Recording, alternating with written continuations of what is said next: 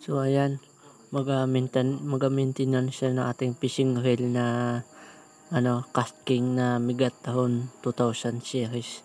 So yan, sinimulan ko tanggalin mo na yung sa handle niya, yung pang-ikot niya. So yan.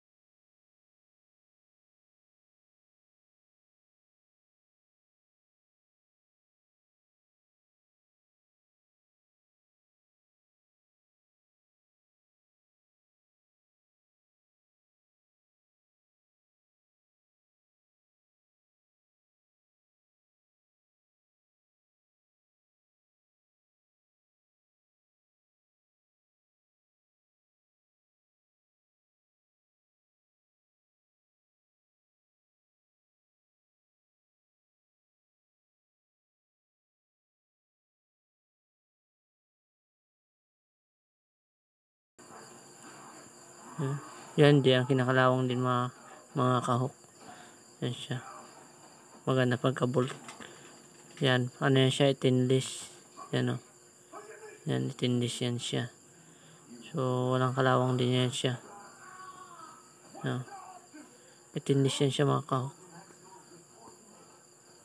Ito yung bolt naman siya mga kahok. Yung may konting siya bakal. Dumidikit yung kaunti lang. So, hindi masyadong dikit. Yan. Bali, linisin mo lang talaga siya para hindi siya kapitan ng kalawang. So, wala naman siya kinalawang tinignan ko. Pati yan, tinignan ko. Maganda yung pagka-disenyo ng fishing reel na to. So, good na good. Yan Yan. Maganda yung pitik ng ng ring niya. Guide ring niya. Yan ganda. Malakas. Yan siya, maganda yan siya dyan mga kahok. Kasi yan, protektado yan sa alat ng dagat. Yan, magnet yung ding tuktok kanina. Yan, siya yung may konting lata din. Ay, bakal. Dumidikit. Pero wala naman siyang kalawang kasi ninalagyan konting langis. So, yan, dyan na tayo sa loob. So, tatanggalin ko yung 3 bolt na yan mga kahok. Yan tatanggalin ko yan ng 3 bolt. Is 202. So, yan. Yun siya. Tatanggal yan.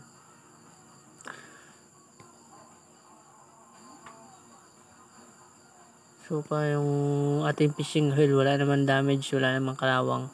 Maganda yung fishing reel.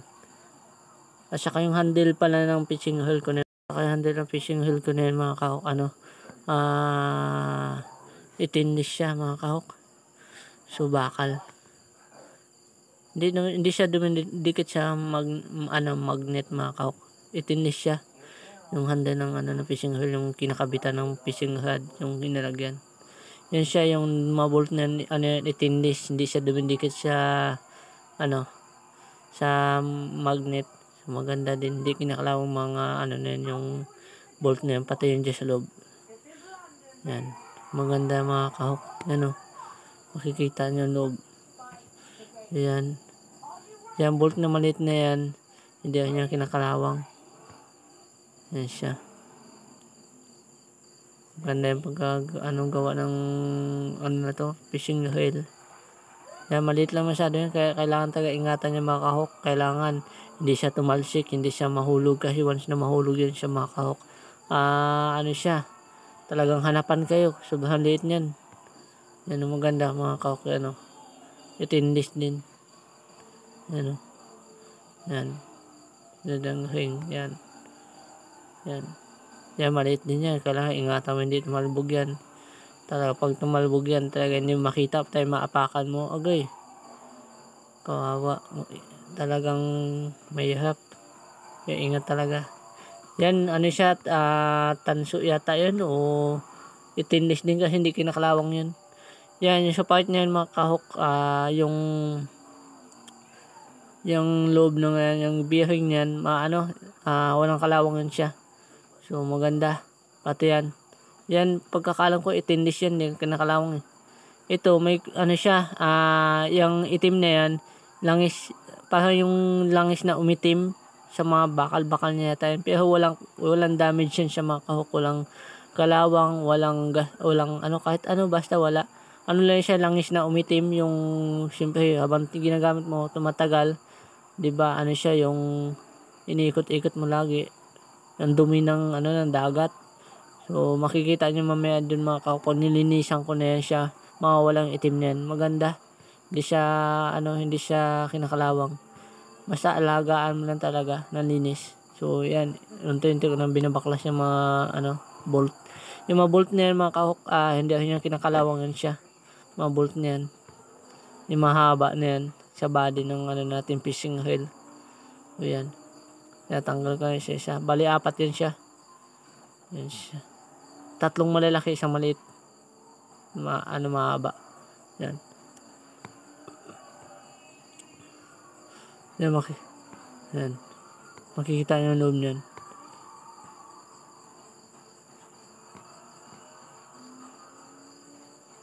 Yung handle niya sa taas, yung ng fishing rod, yung kinakabitan niya, no. Siya, bakal na stainless, hindi siya plastic. Yan, maganda talaga mga kahok. Yan, yan. Yan, tinutok-tok ko na yan. Bakal yata yan siya, o stainless. Hindi siya kinakalawang din. Yan. Binaklas. Yan. Yung itim na yan mga kahok, sa ikutan na yan mga kahok, sa loob na yan, yung kulay silver na yan. Bali man siya niya mga kahok, hindi siya natatanggal. Yan siya. Yan. Tanggalin natin pa unti-unti. Kasi lilinisan natin.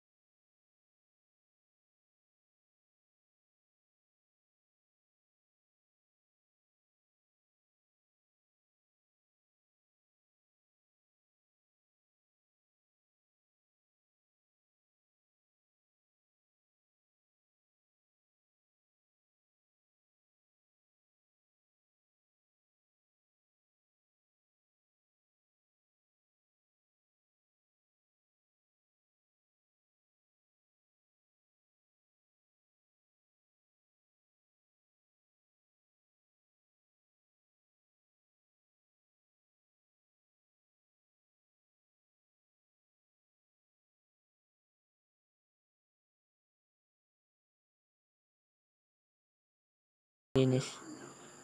So, gumanda ulit siya, no. Ayan ang loob niya. Bali, pinagitnaan yung bakal. Yan, dinikit lang din yan ng 2 bolto. Hindi ko na lang inalis yung mga kahok kasi hindi naman yan, okay naman yan.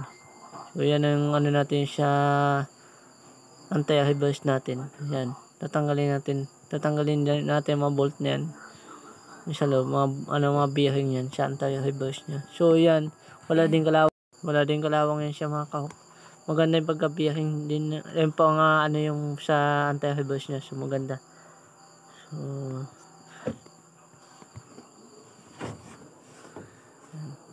hindi naman ako nang inayang sa pagbili nito kasi super ganda din na fishing reel. Yan, walang kalawang maganda mga kahok. Bali plastic pala yan siya.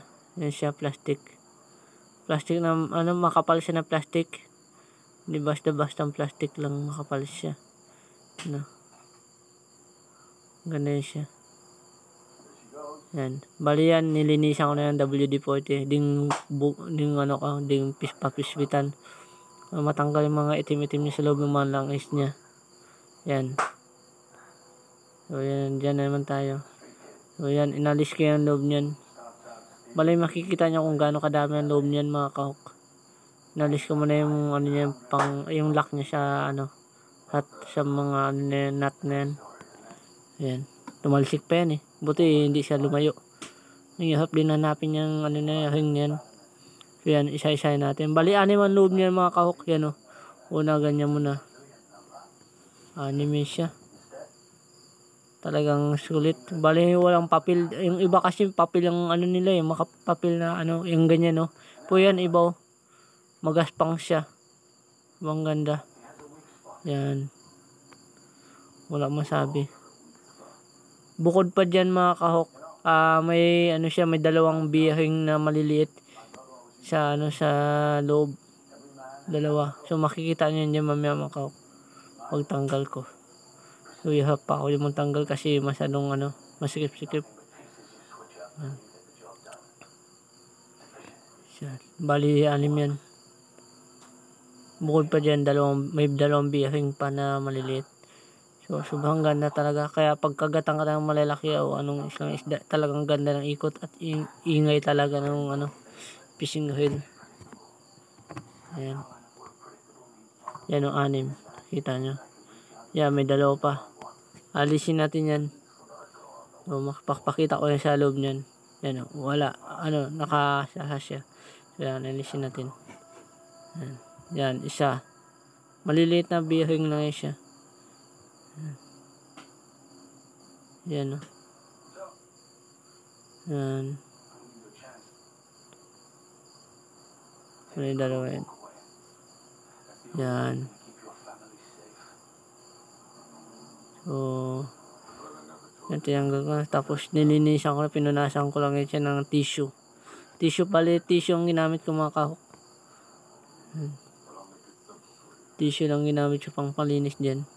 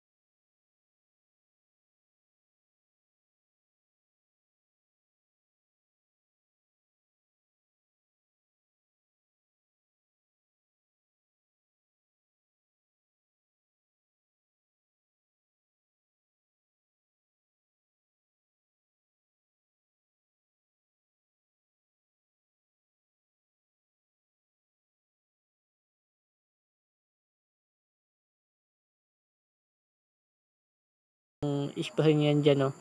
Bale, binuksan ko lang siya. Hindi, yan. Binuksan ko lang yan dyan. Tapos, sprayan ko lang ng WD-40. Wala naman siyang kalawang, wala naman po siyang dumi. Sprayan ko lang siya mga kahok. Tapos, nilagyan ng konting langis. Yun. Kahit babad siya sa dagat na yung kinakalawang kasi may ano siya, yung hindi siya kinakalawang na alambre. Saka ano, stainless po yung pagka ano niya, spring, ano. So, hindi po kinakalawang kahit babad sa dagat. Parang yung ginagawa ko, pagkatapos ko fishing, hugasan ko lang ng tubig yan siya, lagyan ng joy, yan. Tapos pagkabukasan, ninisan ko lang kaagad. So, maganda yan siya mga kahok, hindi po kinakalawang. Yan, kung nilagyan ko ng langis, hindi siya. Bali, hindi ko gahasang ginagamit ko. Kasi, nakagamit ako ng gahasa, ano siya, tumitigas. Hindi ko gusto yung gahasa, bali langis na yung ginagamit ko. Ano siya, gear, yung pang bihing talaga na langis. Langis lang po ng scooter yung ginagamit ko. Maganda naman po siya, makapit. Kahit maano siya ng dagat, hindi naman po siya natatanggal. So, yan, binili ko na. Ninisan ko lang yan.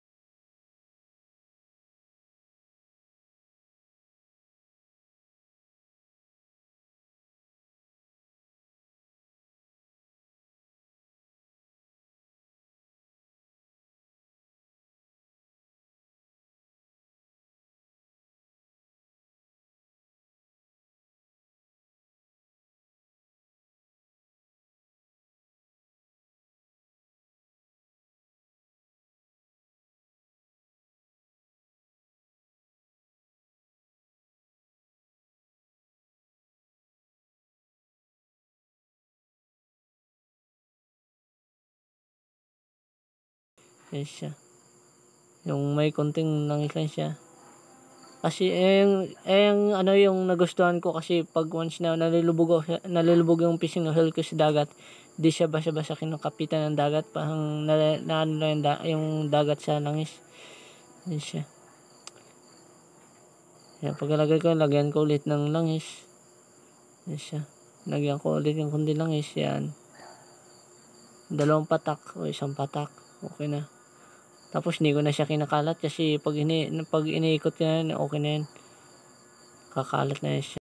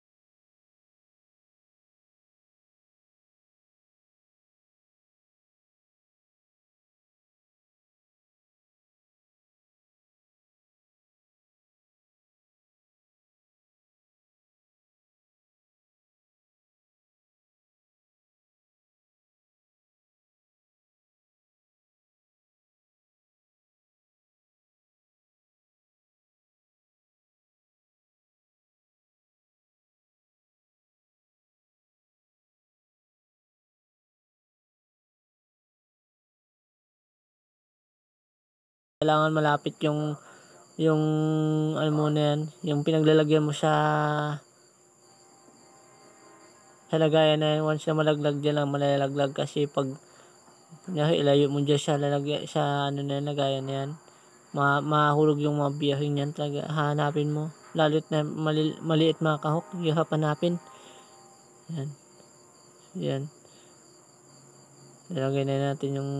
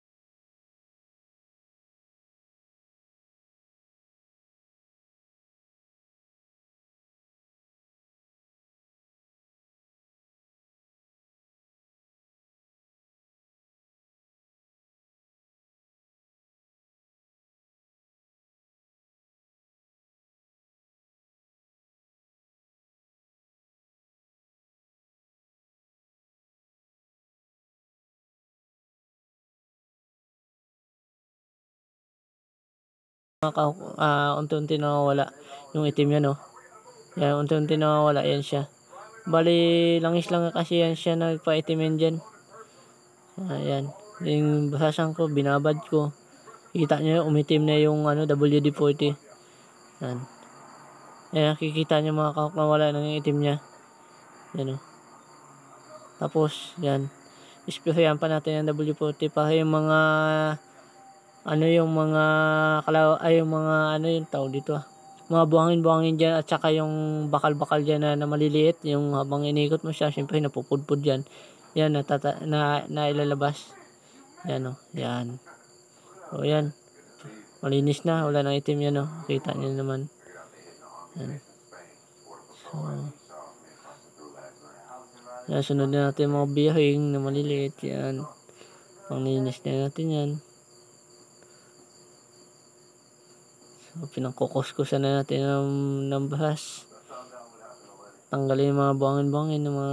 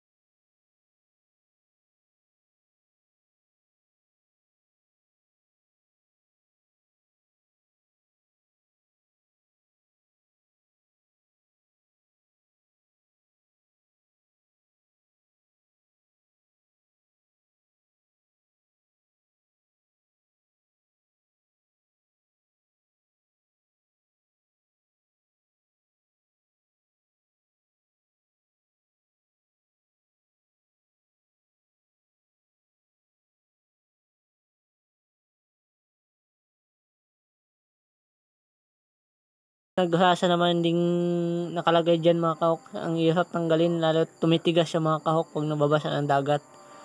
So yan, kahit nababasa ng dagat, umiitim lang siya, hindi siya tumitigas ng langis. So kahit mababasa siya, smooth pa rin iikot ng fishing reel na yan. Kasi langis siya. Yan siya. Nawala ng itim niya. Maganda rin yung mga kahok na may grasa din. Pero hindi ako gumagamit kasi tumitigas siya once na mabasa ng dagat. Pero depende pa rin po sa inyo mga kahok. Sa akin, suggestion lang po yan siya. Sa akin mga kahok na langis lang yung nalagay ko. So, nasa sa inyo pa rin po yan kung lalagyan nyo ng grasa. Yan siya. Akin kasi langis lang lahat talaga, langis. Hindi naman po siya kinakalawang din eh. Pagka yan, yung mga bolt niyan, pinalagay ko na yun natin dyan. Pinalilinisan ko yan, pinangkasawsaw ko yan. Pangalis na ng mga buangin-buangin, mga konting dyan, dumi-dumi yan. Ko lang yan dyan, wash ko lang sa loob yan. Pinanglalagay ko na yan, isa-isa. Pinangyug-yug lang yan. Yung umitim na yan dyan mga kahok, yan yung dumi ng ating fishing reel. May halong dagat na yan siya at saka tubig tabang kasi yan siya. Tapos yung langis yan siya, umitim na. So yan, pambalik natin isa-isa yan siya. Ipakita ko yan sa inyo mga kahok. Yan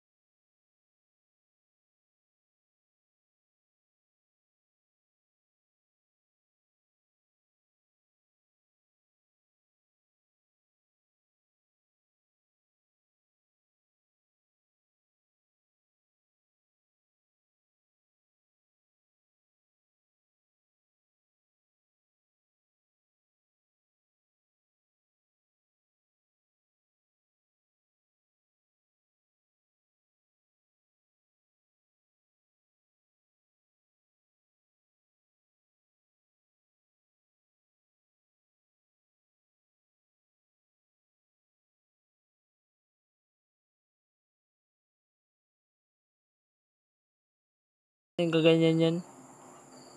Man siya.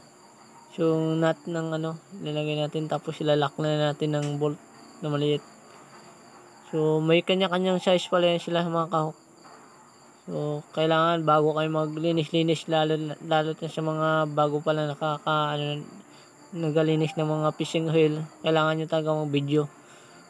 Once na makalimutan nyo, yan, may guide kayo. So ayan.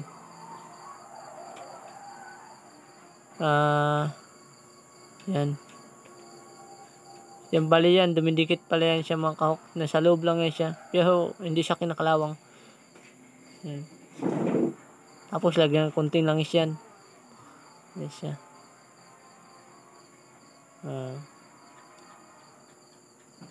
Yan ang yan ko.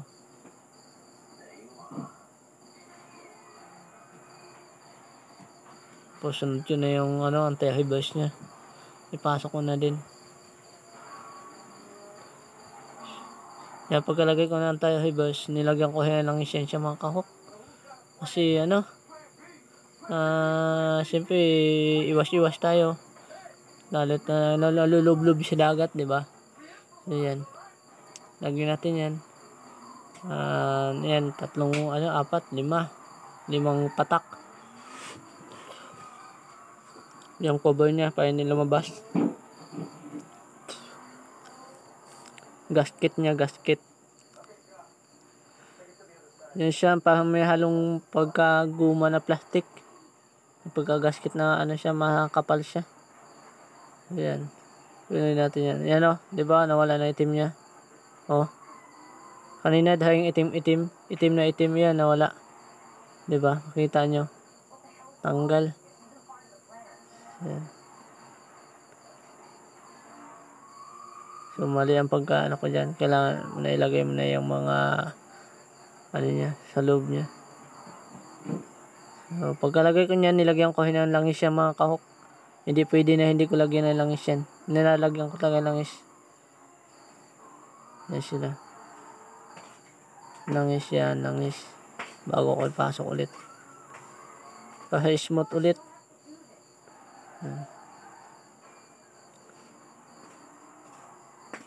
Kaya kailangan bawat fishing, pagkatapos ng fishing, hugasan nyo ng tubig tabang. Yung tubig sa gahipo yan, hugasan nyo. Tapos, patuyuin nyo. Pagkatapos hugas nyo, iikot nyo siya, iikot. Kasi yung tubig niya tumalsik. Pagkatapos ng hugas, iikot nyo. Kasi yung tubig tumalsik. Sabay, patuyuin nyo, punasan nyo yung damit na ano, yung ginagamit. Tapos pagkabukas umaga, yan, baklasin nyo kagad, linisan nyo. Yan, pinasok ko na yung ano dyan, yung stick niya sa loob. Ilalak na natin. Yan.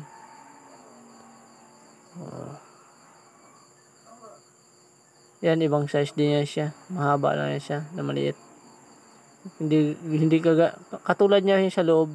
Kaso yung sa loob, mataba yun siya na, ano, maliit lang. At saka malapad. Ito, ano, malapad din siya yung, ano niya, yung ano na istahod hiber. Pero maliit lang yung, ano niya, pagkabilog. Mataas. Yan. Hindi pa na-contento siya isang lock. May dalawang lock. May pahabol pa na last. Ayan, punasan na natin tissue. Yan. Sabay, ilagay natin dalawang nut ng ating, ano, ng ating bearing. Yan, dalawa na yan. Yan, yan. Yan. Lagay natin dalawa na. Tapos, yung bearing, sunod natin. Sabay nilagyan ko ulit ng langis yan, mahal. Ay, ng mga kahok, langis. Napamahal ulit tayo. So, yan, langis. So, yan. Sabay, nilock na natin lagi. Diyan ko na nilock ko na yan.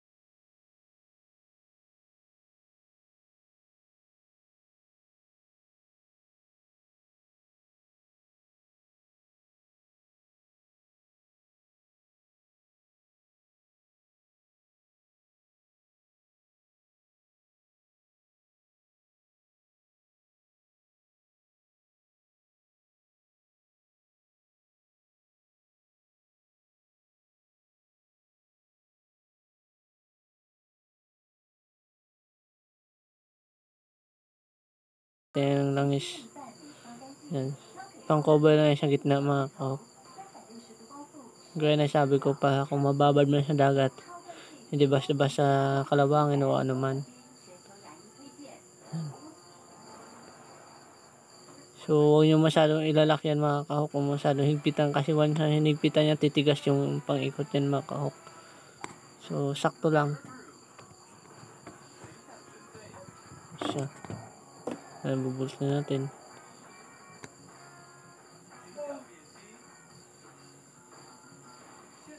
Ganda yung fishing hole na to. So, gusto nyo man nito nakabili. So, ganda talaga gamitin. May kabigatan din man siya, pero pasanayan na lang mga kahok. So, yun, magandang ikot. May kabigatan din siya. Ako kasi sanay na ako sa yung bigat ng fishing.